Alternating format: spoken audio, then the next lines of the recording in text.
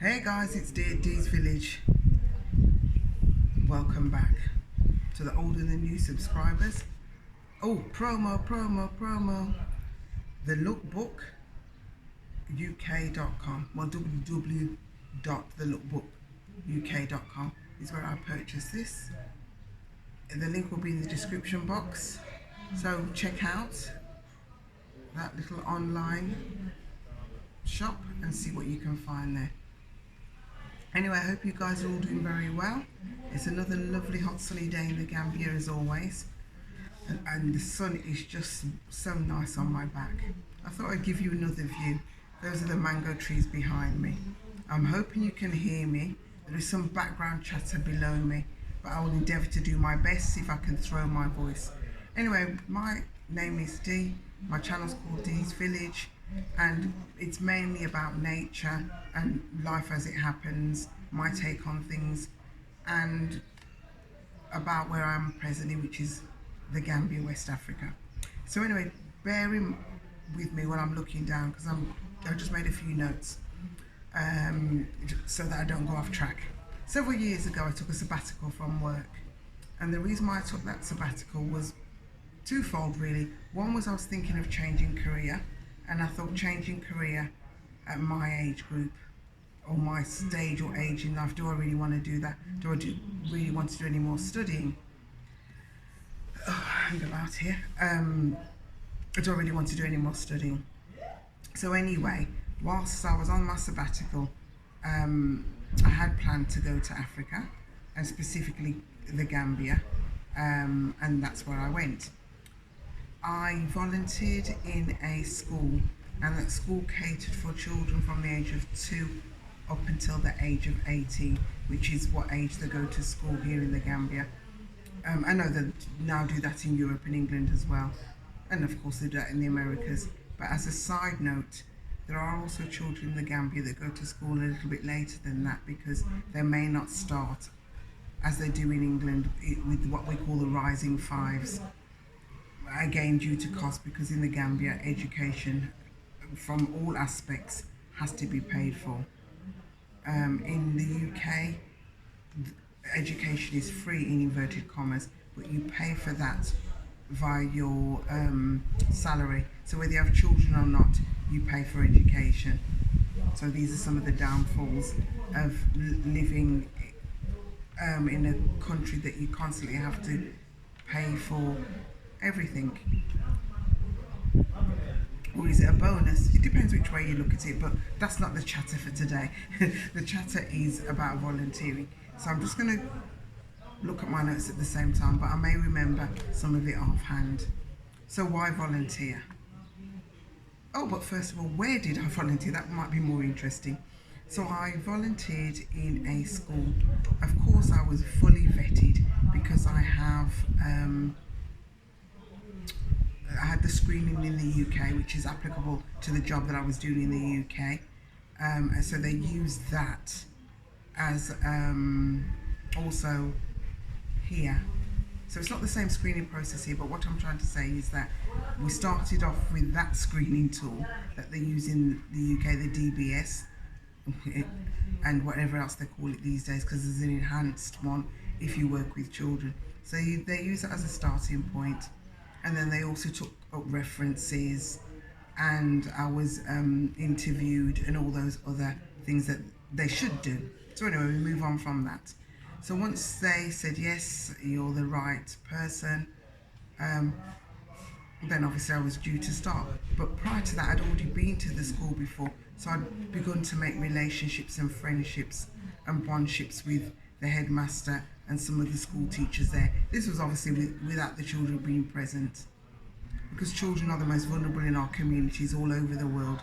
So, you know, we have to make sure that we do the right things in order to make sure that they are looked after, because of course they are the future. And, you know, and education plays a big part in everybody's life. And, you know, there are entrepreneurs that will tell you that they never were educated or never finished their schooling. We know that.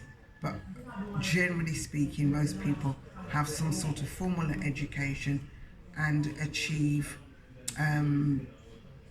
subjects that they're examined against. So that's the essence of what happens to most people, this one piece of hair. Anyway, so let me just grab this, and hopefully the camera won't fall down because I cannot remember everything.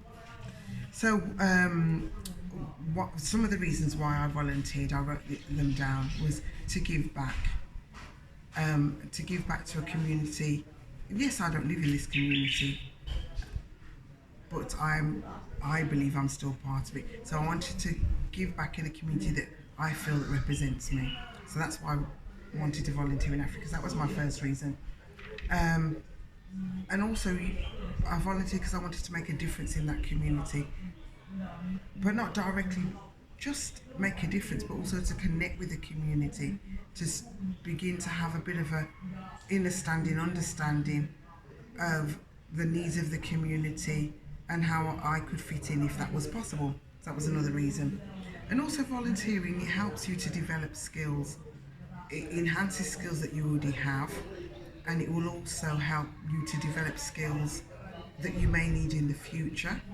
And you can also align yourself with people who you're volunteering with and learn skills with them.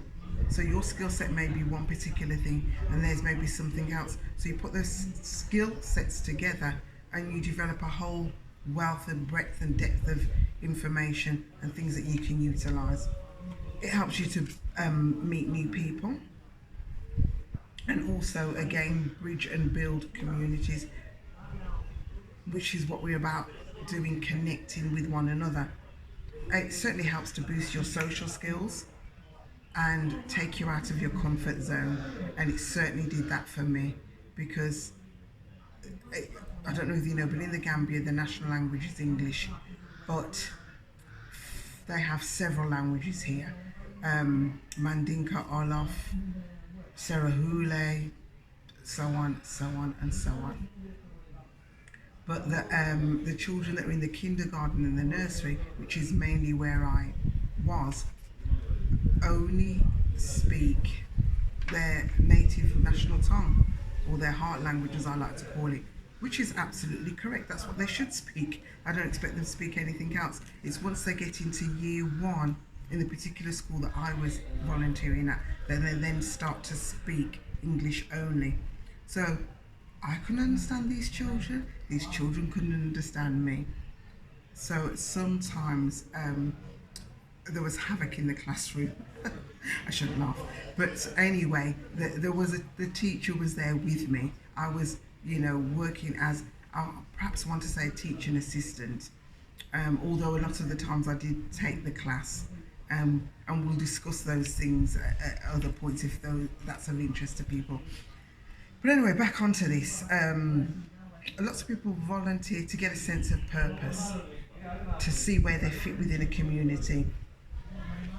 It's empowerment, it's exciting, it offers new opportunities, and people often volunteer where they've got a passion, and my passion is with children, so that's why I chose to volunteer there. And again, it adds to your managerial skills, it adds to professionalism, it adds to your time management, and younger persons may use it to put on their CVs, to give them an edge for job, not for jobs, if they're applying for jobs, or if they want to seek those job opportunities. Me, I don't really want to seek any more job opportunities now, so that wasn't applicable at the time. But as I did say early on in the vlog, that I was considering changing career. I'm so thankful that I didn't, but that's a story for another day. So really, that's all I wanted to say, because many people will say, well, why volunteer? Africa doesn't need volunteers. Africa can do fine all by itself. Of course it can. Nobody's disputing that or denying that. It was just something that I wanted to do. And I feel that it greatly benefited me as an individual. And I know that it benefited the school, because currently now, the 8 pupils that I sponsored that were in kindergarten and now going into year 3, and I still have links with those children and their families, and there's all the children are special, but there was one little special boy that I can't even put it into words, but he was dear to my, they're all dear to my heart, but he was very, very dear to my heart. You know, one day maybe I'll do a story time about that.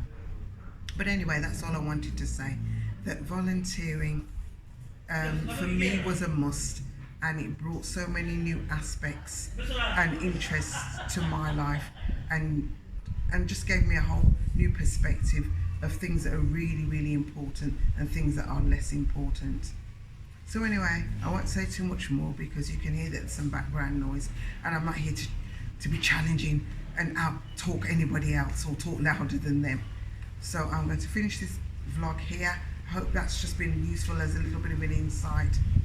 So I think that on that particular occasion when I took my sabbatical, I think that was the 4th or 5th time that I'd been to the Gambia. I think, I can't remember, I've been here so many times now, I've lost count. So anyway, once again, thank you for listening, thank you for watching, thank you for subscribing, do all the YouTubey things, and it takes a village. Peace out, Kairo, which is in Mandinka for peace. I will catch you on another vlog. My God.